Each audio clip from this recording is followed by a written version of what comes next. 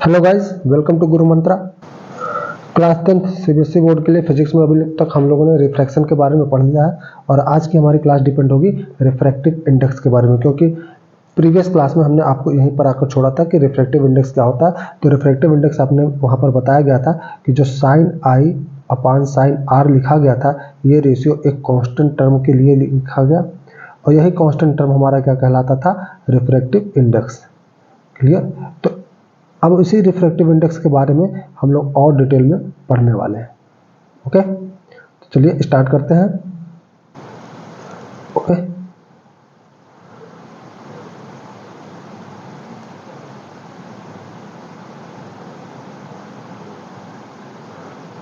तो refractive index क्या चीज़ है हमारा कि ray of light that travels obliquely from one transparent medium to another will change its direction in the second medium। ठीक है, तो सेकंड मीडियम में ये अपना डायरेक्शन बदल लेगा। जब भी एक ट्रांसपेरेंट मीडियम से अनदर ट्रांसपेरेंट मीडियम में ये ट्रेवल कर रहा होता है तो ये सेकंड मीडियम में अपनी डायरेक्शन को चेंज करता है। ओके,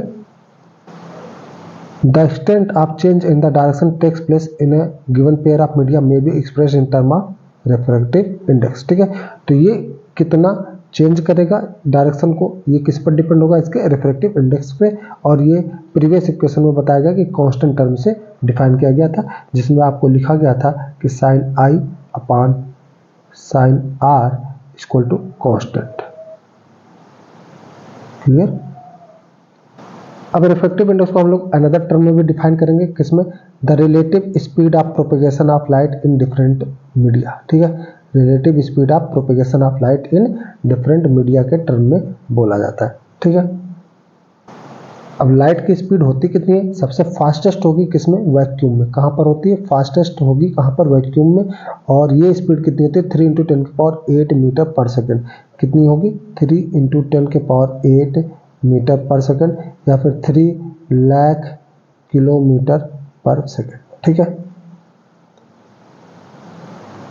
वैक्यूम के मुकाबले में एयर में थोड़ी सी स्पीड हमारी क्या होती है, लेस होती है, मार्जिनली लेस होगा कंपेयर टू वैक्यूम। ठीक है, और रिड्यूसेस हो जाता है, मतलब बाकी और मीडियाज में और ये स्पीड हमारी रिड्यूस हो जाएगी, जैसे ग्लास में, वाटर में ये स्पीड हमारी और कम होती जाती है। ओके, तो अब हमारा जो रिफ्रैक्टिव इंडेक्स है वो क्या कहता है, the value of refractive index for a given pair of media depends upon the speed of light in two media. ठीक है, किस पर डिपेंड करता है, speed of light in two media, यानी दो मीडियम में जो स्पीड ऑफ लाइट है इस पर डिपेंड करेगा।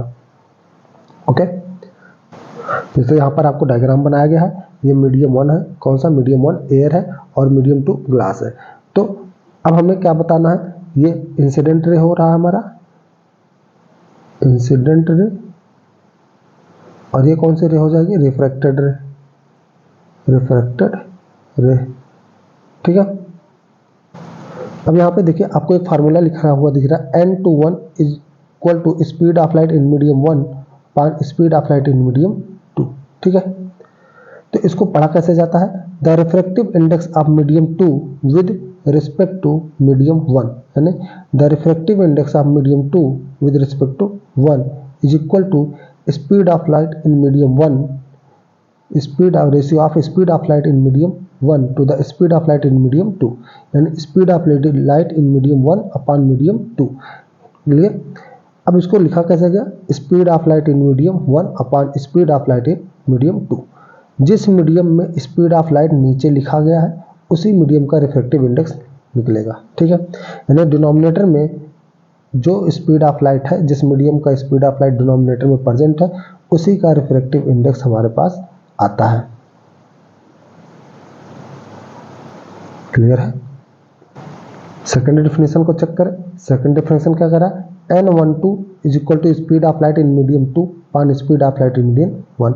n12 का मतलब क्या हो गया, इस refractive index of medium 1 with respect to 2। ठीक है, n12 का मीनिंग क्या है, refractive index of medium 1 with respect to medium 2, n12।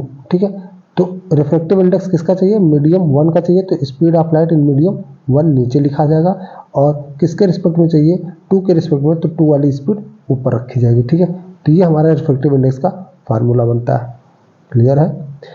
अब अगर मान लीजिए जिस मीडियम के रिस्पेक्ट में हम लोग निकाल लें है ना, रिस्पेक्टिव मीडियम अगर हमारा वैक्यूम हो जाए, रिफ्रैक्टिव इंडेक्स क्या हो जाए, वैक्यूम, रिस्पेक्टिव मीडियम वैक्यूम बने, रिस्पेक्टिव मीडियम वैक्यूम हो, तब जो रिफ्रैक्टिव इंडेक्स आपको सामने आएगा उसको बोला जाएगा absolute refractive index of the medium. क्या बोला जाएगा, एब्सोल्यूट रिफ्रैक्टिव इंडेक्स। ठीक है, कब हो रहा है, जब हम लोग रिस्पेक्टिव मीडियम क्या रखेंगे, वैक्यूम रखेंगे, यानी ऊपर का जो मीडियम रिस्पेक्टिव में रखा जा रहा है ये यदि वैक्यूम हो जाए तब जो आपका रिफ्रैक्टिव इंडेक्स आता है ये क्या कहलाएगा, आपका absolute refractive index, absolute refractive index. Clear है, ये सब बातें क्या सामने आई उसके बारे में एक बार में ओवरव्यू देख लेते हैं। क्या बात सामने आ रहा है आपके पास कि रिफ्रैक्टिव इंडेक्स अगर आपको फाइंड करना है, रिफ्रैक्टिव इंडेक्स, ठीक है, तो जिस मीडियम का फाइंड करना है उस मीडियम में, मान लीजिए आपके पास एक मीडियम एयर है, तो एयर का आपको फाइंड करना है रिफ्रैक्टिव इंडेक्स ऑफ एयर। तो क्या करेंगे, speed of light in vacuum रखिए, speed of light in vacuum upon speed of light in air, speed of light in air. जिस मीडियम का रिफ्रैक्टिव इंडेक्स चाहिए उसमें स्पीड ऑफ लाइट कहाँ होगा, डिनोमिनेटर में रखा जाएगा। क्लियर है, और जब एक मीडियम आपका वैक्यूम बनने लग जाए, यानी कि वैक्यूम के रिस्पेक्ट में अगर आप निकाल रहे हैं तो वैक्यूम के रिस्पेक्ट में निकालेंगे तो यही रिफ्रैक्टिव इंडेक्स आपका क्या कहलाएगा, एब्सोल्यूट रिफ्रैक्टिव इंडेक्स कहलाएगा, एब्सोल्यूट रिफ्रैक्टिव इंडेक्स।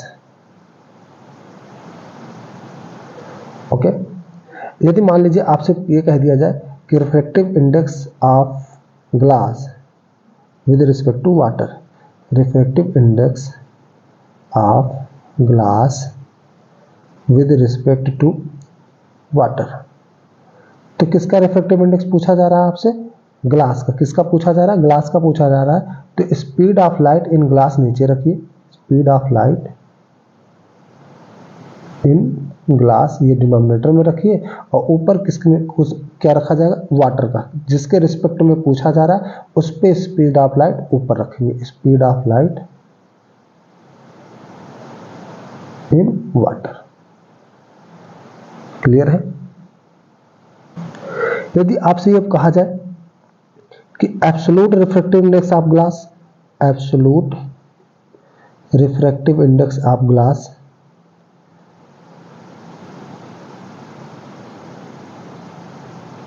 तब आप क्या करेंगे, जब आपसे एब्सोल्यूट रिफ्रैक्टिव इंडेक्स की बात करेगा तब आपका ग्लास का पूछ रहा है तो speed of light in glass नीचे रखिए, speed of light in glass,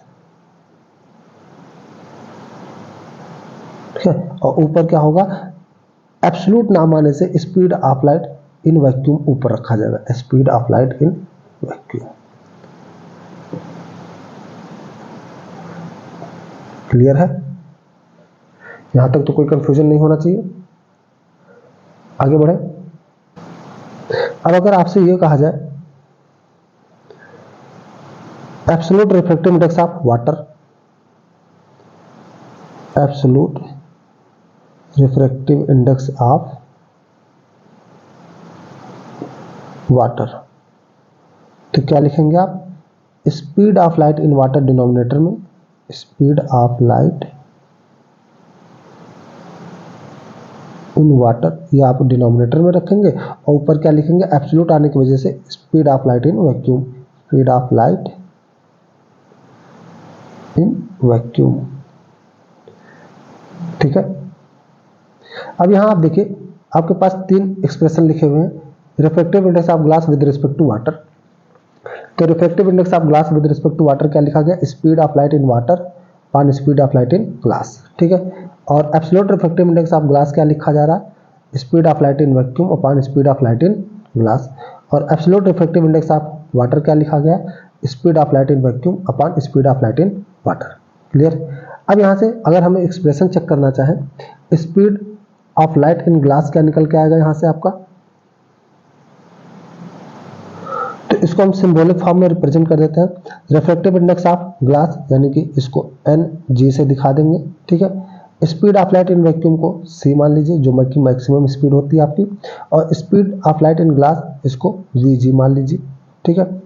और absolute refractive index of water इसको आप किससे दिखाएंगे, NW से दिखा दीजिए, ठीक है। और speed of light in vacuum ये आपका C होगा, और speed of light in water ये VW मान लीजिए, ठीक है। तो पहले एक्सप्रेशन से आपको क्या बात सामने आएगी कि यहां से आप लिख सकते हैं speed of light in glass is equal to speed of light in vacuum upon refractive index in glass, ठीक है। ये इक्वेशन 1 बना दीजिए। और यहां से मिलेगा आपको speed of light in water is equal to speed of light in vacuum upon refractive index of water, ठीक है। इसको इक्वेशन नंबर 2 बना दीजिए, ठीक है। अब आपका जो पहला यहाँ पर लिखा गया है, पहली बात कि refractive index of glass with respect to water, यहाँ लिखा हुआ है speed of light in water, तो speed of light in water क्या लिखा गया आपका, C upon refractive index upon water, ठीक है। और नीचे speed of light in glass क्या लिखा गया है, speed of light C upon refractive index of glass, ठीक है। इसका मल्टीप्लाई इसके साथ होगा और इनका मल्टीप्लाई इसके साथ, क्या रिजल्ट सामने आएगा, C into refractive index upon glass on refractive index of water into C से C कैंसिल हो जाएगा। तो फाइनल एक्सप्रेशन क्या आ रहा है आपका, refractive index of glass upon refractive index of water, ठीक है। अब यहाँ एक्सप्रेशन को जरा एक बार पूरा कंबाइन करके हुए चेक करें तो क्या बात सामने आ रहा है कि refractive index of glass with respect to water, ये हो रहा है absolute refractive index of glass with respect to absolute refractive index of water, ठीक है। इसका मतलब क्या हुआ, यदि हम रिफ्रैक्टिव इंडेक्स ऑफ ग्लास लिखना चाहते हैं with respect to water, refractive index of glass with respect to water, ये बात लिखना चाह रहे हैं, तो इसको आप कैसे लिख सकते हैं, absolute refractive index of glass on absolute refractive index of water. इसके रेशियो में भी लिख सकते हैं कि refractive index of glass with respect to water, ठीक है। ये आपका फार्मूला बनेगा, यहां आप देख सकते हैं, मैच करा सकते हैं, ठीक है। ओवरऑल सारी बातों का निचोड़ क्या निकला कि यदि आपको रिफ्रैक्टिव इंडेक्स लिखना है, रिफ्रैक्टिव इंडेक्स, ठीक है, of water with respect to glass, ये लिखना है, तो आप इसको स्पीड ऑफ लाइट के टर्म में भी लिख सकते हैं और एब्सोल्यूट रिफ्रैक्टिव इंडेक्स के भी टर्म में लिख सकते हैं, ठीक है। क्या क्या लिखेंगे,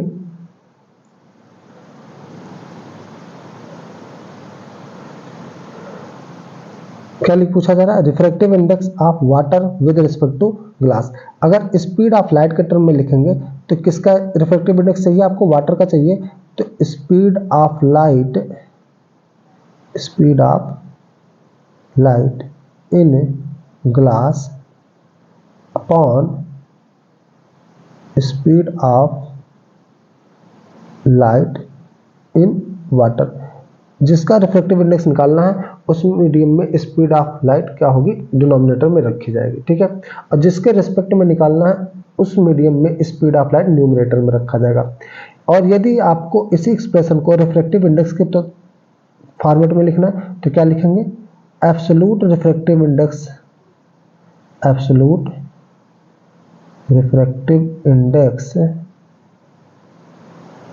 of water upon absolute refractive index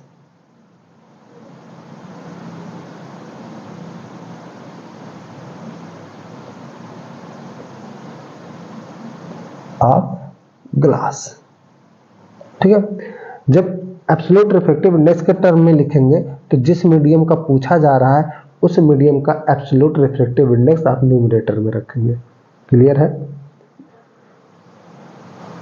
अच्छा, एक और बात कि आपका जो भी रिफ्रैक्टिव इंडेक्स होगा इसकी कोई यूनिट नहीं आएगी, नो यूनिट, क्योंकि ये क्या है, आपका एक रेशियो है स्पीड ऑफ लाइट्स के, ठीक है। और इस रिफ्रैक्टिव इंडेक्स के अनुसार हम लोग डिसाइड करते हैं कि कौन सा मीडियम डेंसर है, कौन सा मीडियम रेयरर है। जिस मीडियम में स्पीड ऑफ लाइट आपका स्मॉलर होगा, लेस होगा, वो मीडियम आपकी क्या हो जाएगी, डेंसर होगी, ठीक है। इसका मतलब more speed of light in medium, more speed of light in medium rarer medium कहलाएगा, ठीक है। और इसी रेयरर मीडियम के रिफ्रैक्टिव इंडेक्स के टर्म में अगर हम जाने तो इसका लेस रिफ्रैक्टिव इंडेक्स होगा, लेस एब्सोल्यूट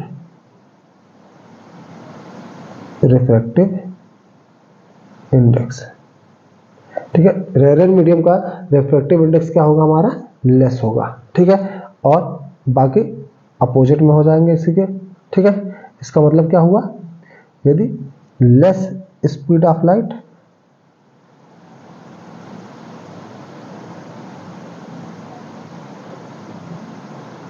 इन मीडियम,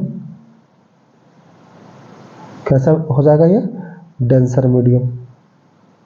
और यदि आपका डेंसर मीडियम हो रहा है तो रिफ्रैक्टिव इंडेक्स का कैसा होगा, मोर एब्सोल्यूट रिफ्रैक्टिव इंडेक्स, मोर एब्सोल्यूट रिफ्रैक्टिव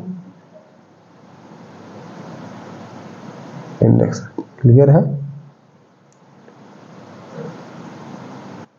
तो यहां तक कोई डाउट नहीं होना चाहिए। अब चलते हैं आपके पुराने एनसीईआरटी पे, क्या क्या बातें आपको बोलेंगे। ये तो आपका हो गया स्पीड ऑफ लाइट के टर्म में, ठीक है।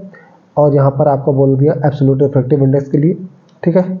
क्या बोला गया यहाँ पर, एब्सोल्यूट रिफ्रैक्टिव इंडेक्स। यहाँ refractive index of medium is equal to क्या होगा, speed of light in medium, और ऊपर speed of light in air, air यानी कि वैक्यूम, ठीक है। क्लियर है? तो यहाँ पर आपको टेबल में अलग अलग मीडियम के एब्सोल्यूट रिफ्रैक्टिव इंडेक्स दिए गए हैं पहले से ही, ठीक है। ये टेबल कैसा है, absolute refractive index of material media, ठीक है। तो वाटर का रिफ्रैक्टिव इंडेक्स आप देख सकते हैं कितना लिखा है, 1.33, ठीक। और ग्लास का 1.52, ठीक है। एयर का 1.0003, ice 1.31, water 1.33, alcohol 1.36, kerosene 1.44, fused quartz 1.46, turpentine oil 1.47, benzene 1.50, crown glass 1.52, Canada balsam 1.53, rock salt 1.54, carbon disulphide 1.63, dense flint glass 1.65, Ruby 1.71, saffron 1.77, diamond 2.42। सबसे मैक्सिमम रिफ्रैक्टिव इंडेक्स आपका है, इसका मतलब मोर डेंसर मीडियम, मोर डेंसर मीडियम कौन होगा, आपका diamond होगा। और सबसे लेस रिफ्रैक्टिव इंडेक्स आपका किसका है, एयर का है, यानी मोस्ट रेयरर मीडियम आपका यही होगा।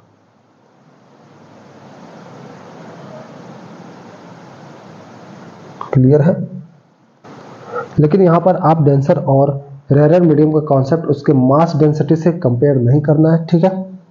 यहां पर देखिए बोलेगा कि N optically denser medium may not possesses greater mass density, ठीक है। तो ये बात आप ध्यान देंगे कि जो भी ऑप्टिकली डेंसर मीडियम है उसका मतलब ये नहीं होगा कि इसका मास डेंसिटी आपका ज्यादा होगा, ठीक है। एग्जाम्पल के तौर पे क्या कर सकते हैं, kerosene oil have higher refractive index is optically denser than water, ठीक है। केरोसिन ऑयल का रिफ्रैक्टिव इंडेक्स कितना है, 1.44। केरोसिन ऑयल का कितना है, 1.44। तो रिफ्रैक्टिव इंडेक्स जो आपका केरोसिन ऑयल है इसका है 1.44, और वाटर का कितना है रिफ्रैक्टिव इंडेक्स, 1.33। लेकिन अब ये इसका देखिए, केरोसिन ऑयल का रिफ्रैक्टिव इंडेक्स सबसे ज्यादा है, लेकिन ये ऑप्टिकली डेंसर है, ऑप्टिकली डेंसर मीडियम है, ठीक है। और वाटर हमारा ऑप्टिकली रेयरर मीडियम होगा। वाटर कैसा हो जाएगा, ऑप्टिकली रेयरर मीडियम।